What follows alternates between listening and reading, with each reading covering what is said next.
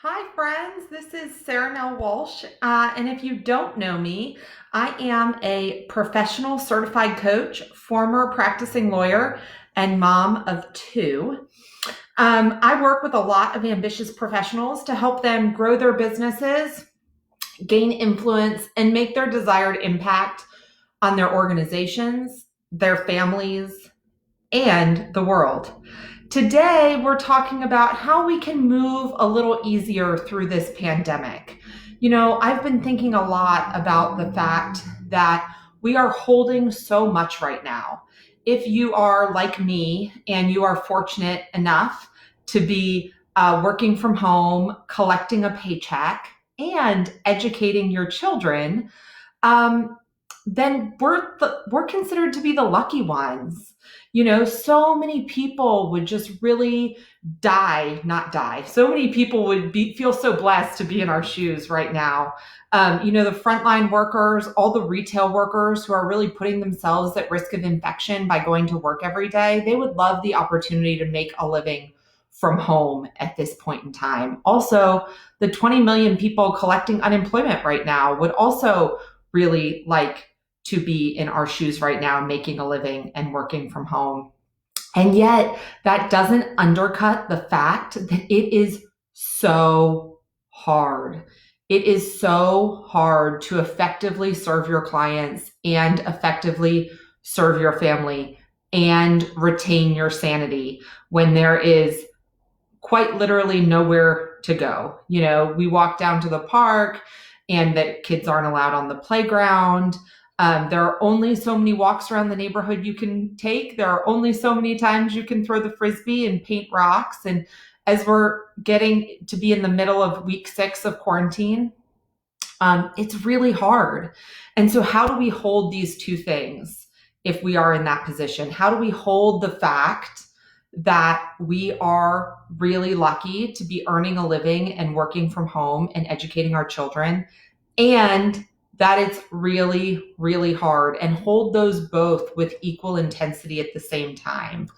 For a lot of folks, trying to hold that weight, trying to hold that space is really heavy. And, Mark Nepo, who I've mentioned a couple times, said that it's like Atlas bearing, that some of us feel like Atlas kind of carrying an invisible burden.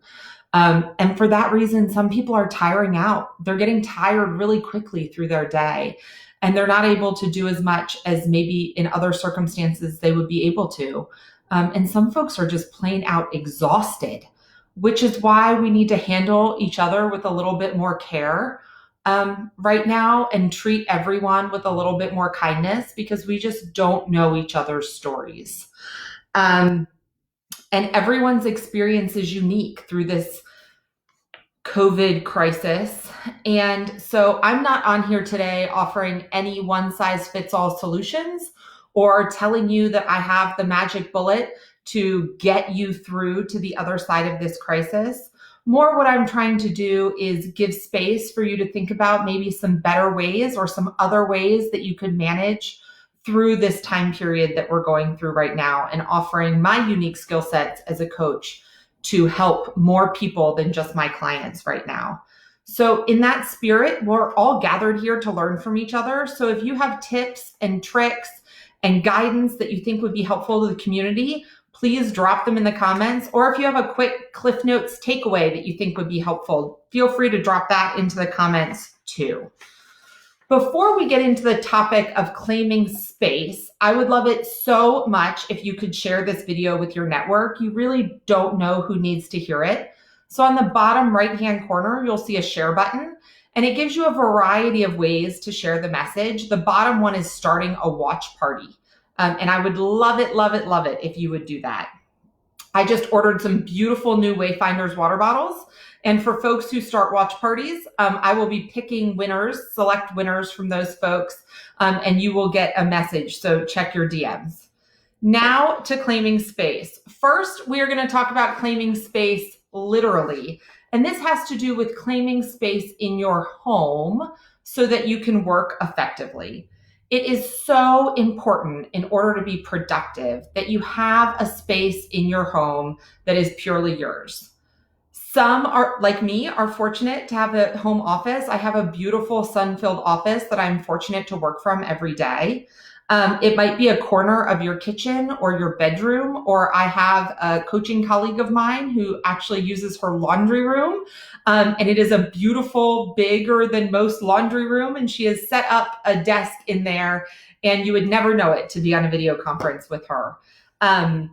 And Glennon Doyle, who I'm going to be talking about a little later, wrote her first best-selling book from her closet, which she turned into an office, which she called cleverly her Clawfis. So wherever you can find to claim some space as you're working from home, it's so important. When you sit in your space, it signals to your body that it's time to focus. Just like when you go into the office and you sit down at your desk, it sends a signal, a somatic signal to your body that it's time to get to work.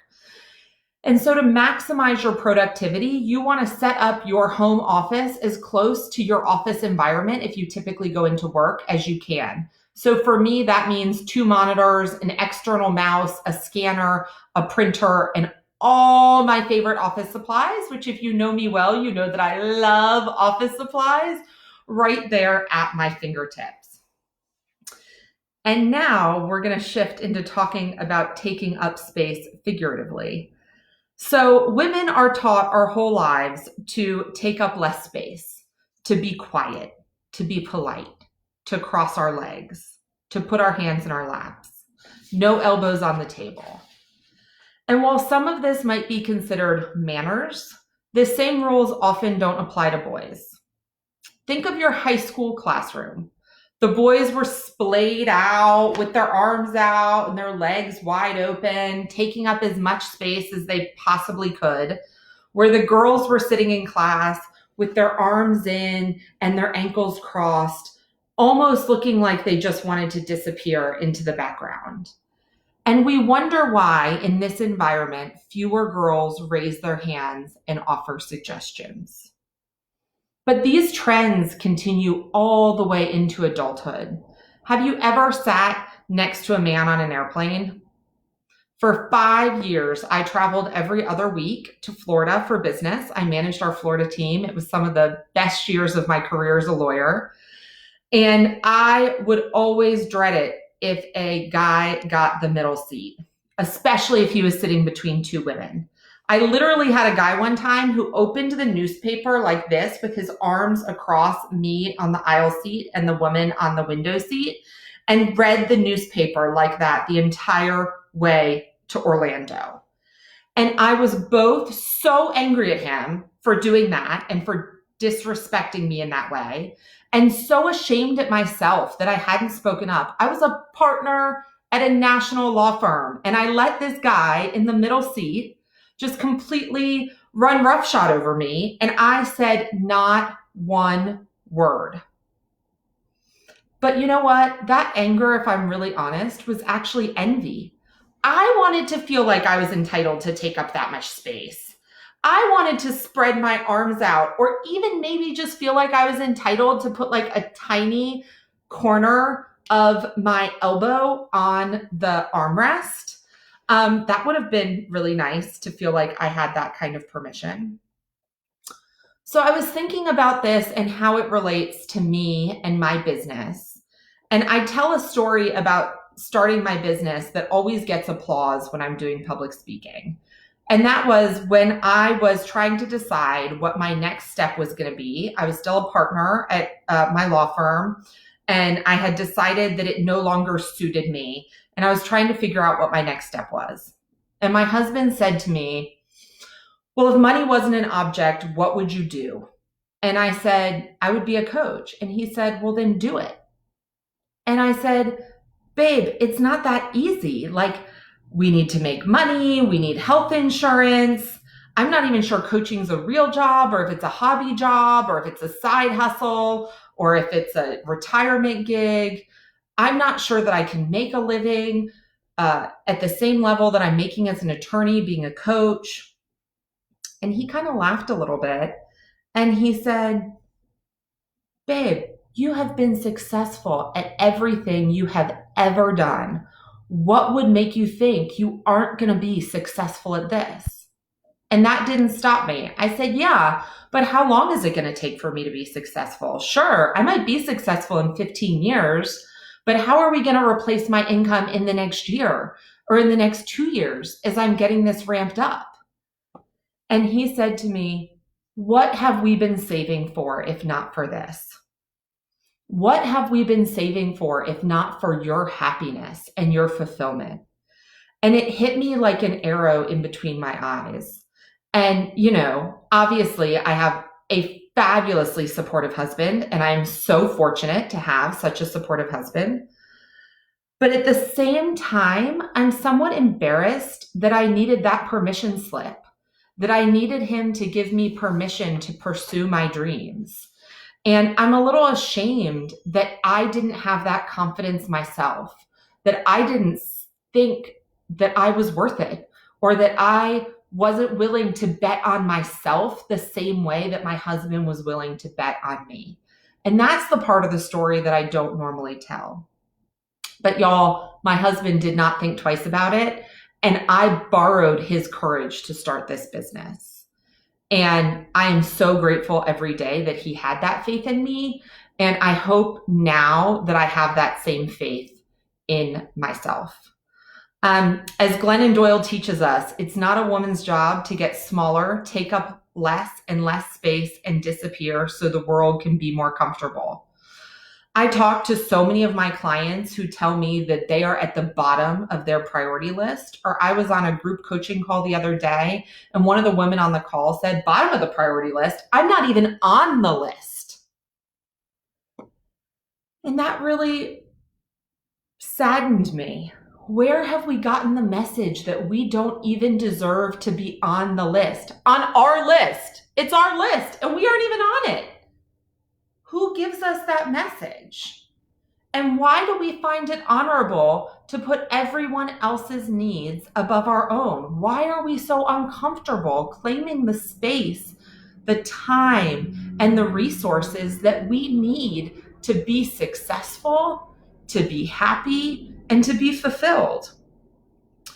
So I'm going to read you a passage from Glennon Doyle's book, Untamed, because it is so good. If you haven't read it, you should definitely order it. It's a super quick read. And she answers the question a little bit. She says, when we are little girls, our families, our teachers and peers insist that our loud voices, bold opinions, and strong feelings are too much and unladylike. So we learn not to trust our personalities. Childhood stories promise us that girls who dare to leave the path or explore get attacked by big bad wolves and pricked by deadly spindles. So we learn not to trust our curiosity. The beauty industry convinces us that our thighs, frizz, skin, fingernails, lips, eyelashes, leg hair, and wrinkles are repulsive and must be covered and manipulated. So we learn not to trust the bodies we live in. Diet culture promises us that controlling our appetite is the key to our worthiness, so we learn not to trust our own hunger. Politicians insist that our judgment about our bodies and futures cannot be trusted, so our own reproductive systems must be controlled by lawmakers we don't know in places we've never been. The legal system proves to us again and again that even our own memories and experiences will not be trusted. If 20 women come forward and say he did it, and he says, no, I didn't, they will believe him while discounting and maligning every damn time. And religion, sweet Jesus, the lesson of Adam and Eve, the first formative story I heard was about God and a woman. And this was it. When a woman wants more, she defies God, betrays her partner, curses her family, and destroys the world. We weren't born distrusting and fearing ourselves. That was part of our taming. We were taught to believe that who we are in our natural state is bad and dangerous. They convinced us to be afraid of ourselves. So we do not honor our own bodies, curiosity, hunger, judgment, experience, or ambition. Instead, we lock away our true selves. Women who are best at this disappearing act earn the highest praise. She is so selfless. Can you imagine the epitome of womanhood is to lose oneself completely? That is the end goal of every patriarchal culture, because a very effective way to control women is to convince women to control themselves. Again, that was a reading from Untamed by Glennon Doyle. Highly recommend that you buy it if you haven't already. And so I'll leave you with these questions. Are you living a life that you would want for your daughter? What portion of your life or your time have you claimed for yourself? And how are you betting on yourself and your happiness and your future? I hope you all have a great evening. I've enjoyed spending these 15 minutes with you, and I hope that you walk away with something to think about for the rest of your day. Take care.